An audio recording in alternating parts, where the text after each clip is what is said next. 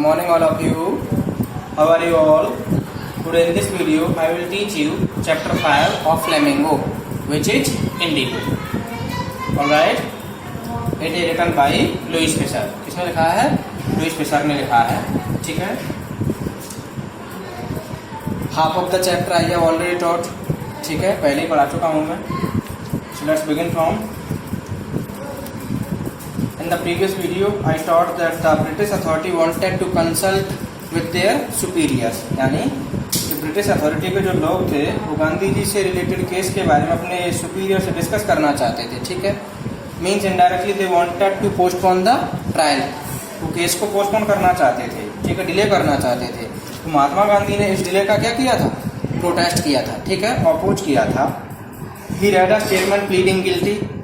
Mahatma Gandhi read a statement pleading guilty. Pleading guilty means court को सफाई देते हुए महात्मा गांधी ने एक स्टेटमेंट पढ़ा था. ठीक है. But there was a dilemma, there was a conflict in front of Mahatma Gandhi. He told the court. उन्होंने कोर्ट को बताया था कि एक्चुअली में उनके सामने क्या था? एक डिलेमा था. See dilemma. ठीक है. Dilemma means conflict.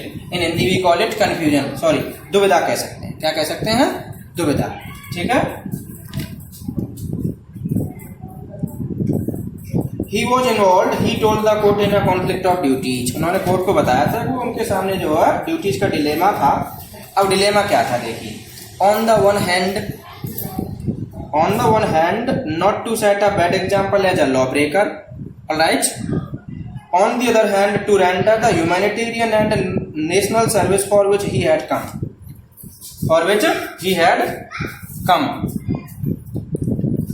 यानी कि सिंपल लैंग्वेज समझिए. On the one hand Gandhi ji did not want to become a bad example as a law breaker. समझिए मेरी बात. Are you getting my point?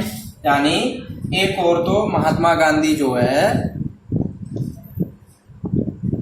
Law को ब्रेक करके एक बैड एग्जाम्पल नहीं बनना चाहते थे. ठीक है. And on the other hand he wanted to provide a service to humanity for which he had कम.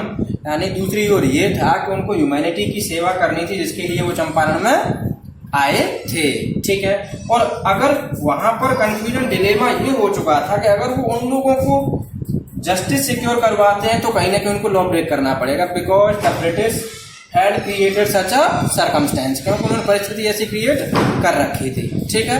तो ये था उनके सामने डिलेमा, जिसे हम कॉन्फ्लिक्ट भी कह सकते हैं.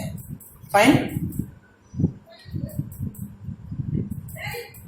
ही disregarded the order to leave. और उन्होंने चले जाने का जो ऑर्डर था ना उसको डिसरिगार्ड कर दिया. Not for want of respect for lawful authority.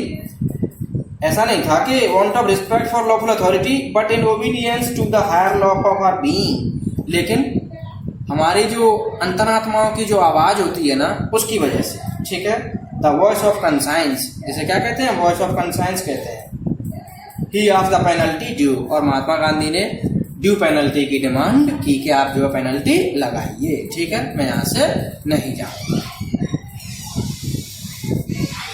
The magistrate announced that he would pronounce the sentence after a 2-hour recess and asked Gandhi to furnish bail for those 120 minutes. यानी magistrate ने announce किया था कि वो इस case की सुनवाई जो है लगभग 120 मिनट्स, इट मीन्स 2 आवर्स. कितने? 2 आवर्स की रिसेस के बाद करेगा. ठीक है. और उन 2 आवर्स की रिसेस तक महात्मा गांधी जो है बेल पर फ्री हो सकते थे. यानी सिक्योरिटी पर फ्री हो सकते थे. बेल क्या होती है? सिक्योरिटी. ठीक है. रिसेस समझ ही गए होंगे.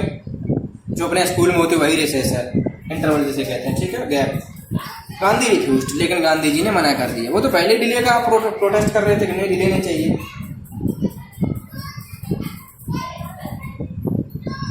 द जज रिलीज्ड हिम विदाउट बेल. मजबूर होकर के जज ने जो है बिना बेल के ही रिलीज कर दिया. क्योंकि आपको पता है कि कोर्ट हाउस के सामने कितनी भीड़ खड़ी हुई थी.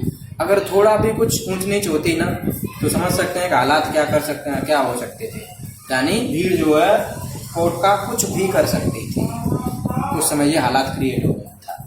तो इसीलिए महात्मा गांधी को मजबूरन जज को बिना बेल के ही छोड़ना पड़ा। When the court reconvened, when the court restarted, the judge said he would not deliver the judgment for several days. देखिए, जो दोबारा से कोर्ट लगा तो जज ने कहा कि वो ना कई दिनों तक इस केस की सुनवाई ही नहीं करेगा। ठीक है, अच्छा सुनवाई नहीं करेगा तो इसका मतलब समझ रहे हैं। मीनवाइल क्या हुआ, he allowed Gandhi to remain at liberty, उन्होंने जो महात्मा गांधी को स्वतंत्रता के साथ, फ्रीडम के साथ चंपारण में रहने के लिए अलाउ कर दिया। ठीक है, याद करो वो दिन जब महात्मा गांधी कहाँ गए थे, सेक्रेटरी ऑफ लैंडलॉर्ड एसोसिएशन के पास गए थे। ठीक है, उसने कहा कि तुम आउटसाइडर हो, कोई नहीं इन्फॉर्मेशन दी जाएगी आपको। ठीक है, महात्मा गांधी बाद में किसके पास गए थे, कमिश्नर के पास गए थे। ठीक है, कमिश्नर ने उन्हें बुली करने की कोशिश की थी। ठीक है, और कहा कि यहाँ से भग लो, तुरंत निकल लो, लेकिन महात्मा गांधी ने इसका अपोज किया था। ठीक है, और वही लोग हैं, उन्हीं लोगों ने जो भीड़ को देख करके महात्मा गांधी को लिबर्टी पर यानी स्वतंत्रता से चंपारण में रहने के लिए क्या कर दिया, अलाउ कर दिया।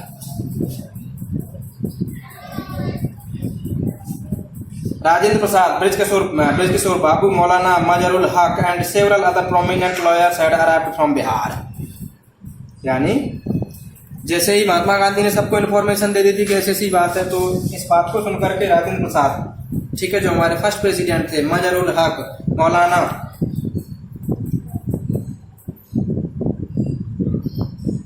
मजरुल हक and several other prominent lawyers had arrived from Bihar, वो बिहार से आ गए थे। ठीक है, they conferred with Gandhi, they discussed something with Gandhi, what would they do if he was sentenced to prison, Gandhi asked।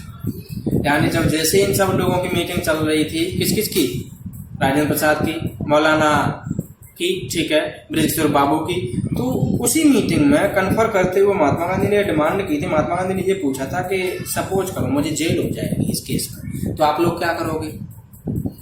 तो देखिए बड़ा ही शर्मनाक स्टेटमेंट आया एक लॉयर की तरफ से। Why? The senior lawyer replied they had come to advise and help him. If he went to jail, there would be nobody to advise and they would go home. यानी एक senior lawyer ने reply किया था कि हम लोग तो actually में आपको हेल्प करने के लिए आए थे, और अगर आपको जेल हो जाते तो सिंपली हम तो अपने घर चले जाएंगे। क्या ये बात ठीक थी? नहीं, ये सरेआम इनजस्टिस था बेचारे गरीब किसानों के साथ में। ठीक है, तो फिर महात्मा गांधी ने पूछा What about the injustice to the sharecroppers? अच्छा, sharecroppers के साथ में जो injustice हो रहा है उसका क्या होगा? The lawyers withdrew to consult. Rajendra Prasad के कहने पर लॉयर्स जो है कंसल्ट करने के लिए पीछे हटे, यानी थोड़े से अलग हुए उनसे। Rajendra Prasad has recorded the upshot of their consultations, यानी उनका जो कंसल्टेशन का जो रिजल्ट आया था उसको रिकॉर्ड किया था किसने, राजेंद्र प्रसाद ने। ठीक है, they thought amongst themselves Gandhi was a total stranger, उन्होंने ये सोचा था कि हम सब के बीच में गांधी जी जो कम्प्लीटली क्या थे, स्ट्रेंजर थे। ठीक है, आउटसाइडर थे। फिर भी for the sake of the peasant he wanted to go to prison, यानी किसानों की खातिर वो जो जेल जाने के लिए तैयार थे। बात समझिए। If they on the other hand being not only the residents of the adjoining districts, और वो दूसरी ओर जो उनके पड़ोसी डिस्ट्रिक्ट के रहने वाले हैं, यानी पड़ोसी प्लेसेस के रहने वाले हैं, वो लोग अगर जो है घर चले जाएंगे और वो लोग ये क्लेम करते हैं कि हम लोग जो पेजेंट्स के केसेस को कोर्ट तक ले जाते हैं, शुड गो होम, वो घर चले जाएंगे, it would be shameful desertion. ये तो उनके लिए बड़ा ही शर्मनाक होगा। किसके लिए? इन लोगों के लिए। ठीक है, ये तो बड़ी शर्मनाक बात होगी जो तुम बड़े लोग, तुम लॉयर्स लोग जो ये क्लेम करते हैं कि हम इन लोगों के लिए केस लड़ रहे हैं, इनके केसेस को कोर्ट में ले जा रहे हैं, और हम क्या नाम है यहाँ के रहने वाले हैं, और मैं तुम सबके बीच में जो है बाहर का व्यक्ति हूँ, फिर भी मैं जो है इनकी खातिर जो जेल जाने के लिए तैयार हूँ, और आप लोग चले जाएंगे। ये तो शर्मनाक है। They accordingly went back to Gandhi and told him they were ready to follow him into jail. यानी they accordingly came back, वो वापस आए, और जब वापस आए तो उन्होंने महात्मा गांधी को बोला कि वो जो उसके साथ में यानी क्या करेंगे, they will follow him into jail, वो उसको जेल में फॉलो करेंगे। ठीक है, the lawyers said that they were ready to follow him into jail, Mahatma Gandhi commented that the battle of Champaran is gone.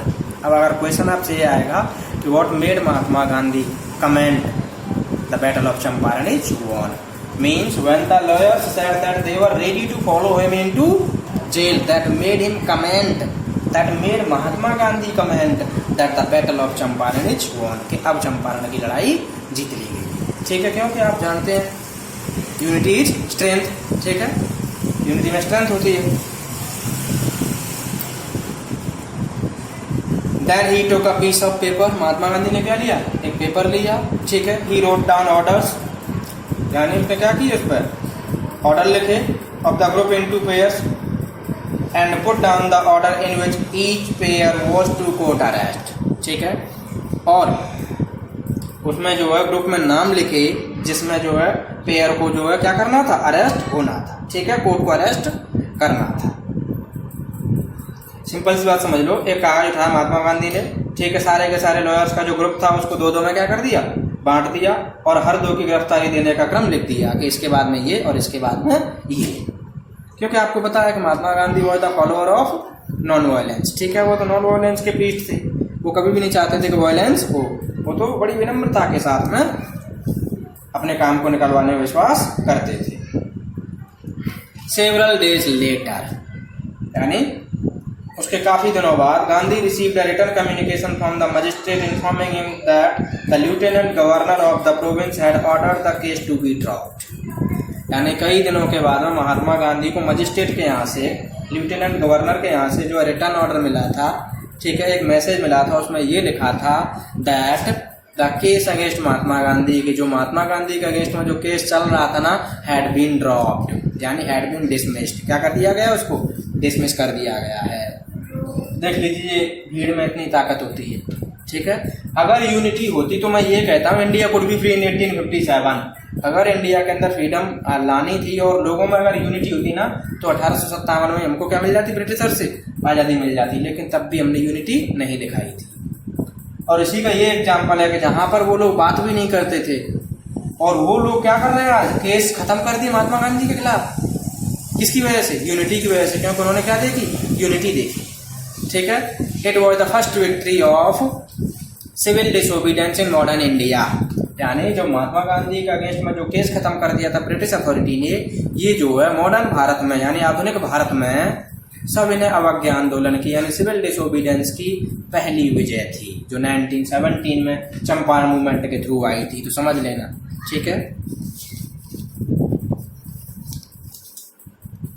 Gandhi and the lawyer now proceeded to conduct a far-flung inquiry into the grievances of the farmers। Gandhi ji और lawyers ने अब तो जो फार flung inquiry करना शुरू कर दी थी, किसान फार्मर्स के जो ग्रीवेंसेस थे, यानी किसानों के जो पेन थे, यानी जो मुसीबत थी, जो प्रॉब्लम्स थी, उनको लेकर के।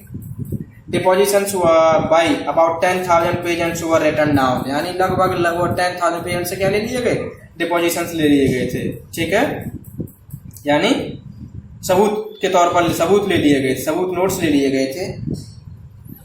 And notes made on other evidence, और दूसरे एविडेंस के बेस पर क्या बनाए गए, नोट्स बनाए गए थे।